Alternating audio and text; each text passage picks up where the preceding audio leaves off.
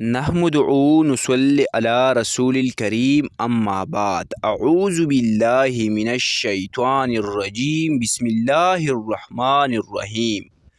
ناظرین کرام، جو بھی بھائی یہ کہتا ہے کہ قرضوں نے ہمیں پاگل بنا دیا ہے، ہم ہر وقت قرضوں میں ڈوبے ہوتے ہیں، رزق کی تنگی اور مالی تنگ دستیوں نے ہمیں بہت پریشان کر دیا ہے اور وہ اپنے زندگی سے تنگ آ چکے ہیں۔ صحیح بات ہے، جب کسی پر قرضے ہوتی ہے اور اس پر رزق کی تنگی بھی ہوتے ہے تو وہ خواہ مخواہ پریشان ہو جاتا ہے۔ تو پریشان مت ہونا، کیونکہ اللہ تعالیٰ کبھی بھی اپنے بندے کا ساتھ نہیں چھوڑتا ہے اور ہر وقت اپنے بندے کے ساتھ ہوتا ہے۔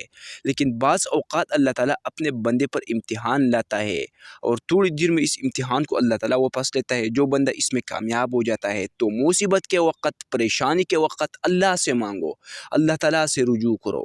آج کے اس ویڈیو میں آپ لوگوں کو ایسا وظیفہ بتانے والا ہو، اگر آپ لوگوں نے اس وظیفہ کو شروع کر دیا تو انشاءاللہ العزیز اللہ تعالیٰ آپ لوگوں کو اس طرف سے رزق دے گا جو آپ کے سوچ میں بھی نہیں ہوں گے۔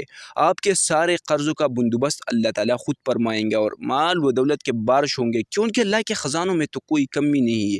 اگر اللہ آپ کی تقدیر کو بدلنا چاہے تو اس میں ایک سیکنڈ بھی نہیں لگتے ہیں۔ اللہ پر یقین رکھنا سب سے بڑی وظیفہ، سب سے بڑی بات ہے۔ آتے ہیں وظیفہ کی طرف۔ یہ وظیفہ حضرت محمد مصطفیٰ صلی اللہ علیہ وآلہ وسلم نے اصحابہ کرام کو بھی بتایا تھا۔ وظیفہ کے الفاظ یہ ہے: یا ارحم الراحمین، یا ارحم الراحمین۔ اس وظیفہ کو ہر دن 541 مرتبہ پڑھنا ہے، یعنی دن میں صرف 541 مرتبہ اس وظیفہ کو پڑھنا ہے۔ جب بھی آپ صبح کی نماز پڑھیں تو اس کے بعد 102 مرتبہ پڑھیں، جب آپ ظہر کی نماز پڑھیں اس کے بعد، لیکن پورے یقین کے ساتھ دن میں 541 مرتبہ اس وظیفہ کو برابر کرنا ہے اور اللہ سے مانگنا ہے۔